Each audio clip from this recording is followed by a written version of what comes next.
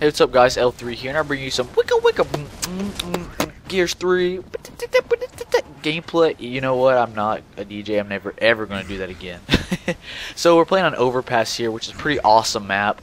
You'll see in the beginning that I'm going really slow. Keep in mind that I am a Gears noob. Here's a picture of me when I got Gears 3 though, in my awesome little beanie they gave me at Walmart. I waited in line. Most people wait at GameStop, but I work at Walmart, so I decided to wait there, get my discount. And then I figured out I could have got the game an hour early. But yeah, I waited in line for nothing. Oh well. But anyway, we're playing an Overpass, and I'm a Gears noob, guys. I played a little bit of 2, and I started getting really good at it, and then I stopped playing. When the beta came out, I got demolished. I was doing absolutely terrible. But then at the very end, I started getting really good. Oh yeah, here's part of the dynamic map. The map kind of sinks down a little bit. You'll see it as we go on here. But like I said, the beta, at the end of it, I started getting a lot better, started knowing what guns to use, how to play the game a lot more, and it was a lot of fun. But by the time that happened, it was over, and here we are at the game again, midnight launch, and this is probably my 4th game, I would say. I'm 4 for 0 right now, haven't lost the game. I've been kicking some butt too, so it's been a lot of fun, and I can't wait to get into some more matches and get more experience. But keep in mind that I'm going a little bit slow, more slow than other players, because I don't know this map at all, and I'm trying to get used to the game again. But that's that. So anyway, you'll see here the loadout I'm using is the Retro Lancer. It's a really powerful machine gun, but it doesn't have, it has a lot of recoil to it, so you gotta fire it in burst if you're going to use it. So I like using that along with the Nasher shotgun, which is you know, pretty standard shotgun if you ever played Gears.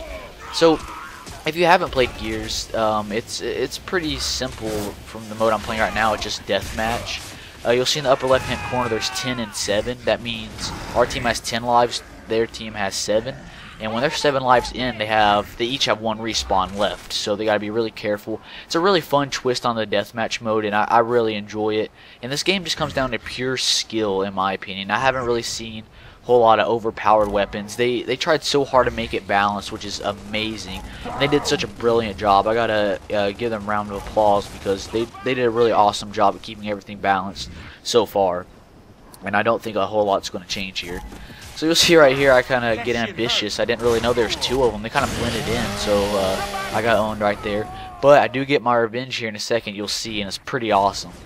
So yeah, the Nasher shotgun, the Retro Lancer, that's my combo right there. And you know, the game, it's really fun, really fast paced. I've been waiting for this type of deathmatch game to come out, you know, not really a first person shooter, something that really just relies more heavily on skill more than anything, and this is it, and I'm so pumped to have it. I'm glad I got there at midnight release. And there was a guy getting his own arm ripped off in the beat with it. This game is totally brutal with the animations, the deaths and everything, so it makes you kind of mad when you die, and then someone rips your arm off, starts beating you in the face with it, and you have to watch. Yeah, but check this part out. I redeemed myself a little bit here, so there's about 3 of them, and then I was thinking, oh my gosh, and then 1, 2, buckle my shoe.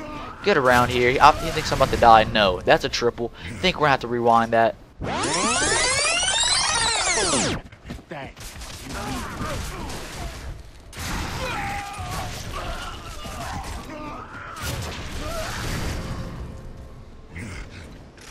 Doing stuff like that in the game is just freaking amazing. Like pulling clutch plays like that, it's very possible in this game. A lot of games don't make that possible, and people love doing that. And this game sets it up just perfectly. And you'll see right here the map sinking down even more. It's absolutely amazing. And there's actually a water flow that starts coming down right here. I don't know if that makes a big difference to the map or not. Maybe it's slippery or something, but it does change the course of the map a little bit. And I think it's really cool how the whole dynamic thing is. A lot of pro players are really upset about that, I think, or more pro players. But in my opinion, it doesn't really do too much. I mean, there's a couple things on each map that change it up a little bit, but, you know, that's how it goes. And I meant to get like it was the last person. I was going to get a really cool kill, because the last person, you just do something awesome to him. But I accidentally just kind of poked him a little bit with my Lancer there, and he died. So it wasn't too epic. But I do grab someone's arm here in a little bit and start beating them in the face with it, so that's always good. There's also spawn protection in this they added from the beta, because there was a lot of spawn traps in the beta, and they addressed that well. They made different routes on certain maps where it wasn't just one way to spawn trap people, and they put a little spawn spawn invincibility thing for like 3 seconds, which is always a good thing. So it definitely discourages spawn camping and doing that whole thing. Maybe it could have been a little bit longer, but I think 3 seconds or 4 seconds or however much it was a pretty good way to do it. I mean, I definitely like that they did that, and it's just so great that they listen to the community. They really listen to the feedback in the beta, and that's what it's all about. You can tell Cliff and the guys at Epic, they really care about the game. They really care about the gamer community. So kudos to them. I can't thank you guys enough for making a really fun game. And here's some more matches. And I can't wait to dig into the story mode too, because I loved 1 and 2 story. I'm not the biggest Gears fan in the world, but the stories are really good, and I wish I was. So, well, once I beat this one, I may go back and play through the other ones. On top of that, you got a horde mode, which is extremely fun. Think of tower defense, but with tons of monsters and bosses, and you can build fences and build traps and things like this with your buddies. So that's amazing. There's just waves after waves of enemies. There's also another mode. I can't think of what it's called right now. Oh, it's called Beast, because my TV's right here and I got Gears on the main menu. It's called Beast and says destroy waves of stranded and cog heroes as quickly as possible. So I guess that's kind of the flip side. You are the Locust, the bad guys, and you're killing cog members maybe. I don't really know. I haven't played it yet. But it's loaded with content. The multiplayer, that was almost another triple right there, by the way. He got me. That was a double on the same people. But the content in this game is just jam-packed. There's an event calendar tell you what DLCs are coming out, what's coming out soon. Loaded with stats, which I love. Huge stat junkie. What else is there? There's camo for your guns that you can unlock, and right here I'm just going to grab his arm and I'm just going to beat him right in the face with it over and over again. That's always a fun thing to do, very satisfying. Until I see some gunfire and a guy behind me and I'm like, you know what, put his arm down, we got some killing to do. So, oh man, the God, I just can't get over this game. Thank you, teammate, for impaling him through the heart and saving my life. That felt like awesomeness. They like to get on that bridge right there and kind of get the aerial attack, but fortunately my teammate saves my life right there. And I like the whole saving your teammate's life thing too. I always like in any game, and especially here it works out well. But you gotta be careful though, because if one of your teammates gets downed, then more than likely the person who downed them is going to run and try to get that kill a lot. So it kind of makes you a vulnerable target if you go for them. But if you think you can get your teammate time, definitely go for it. I definitely put my life on the line to pick up my teammate and try to get him going.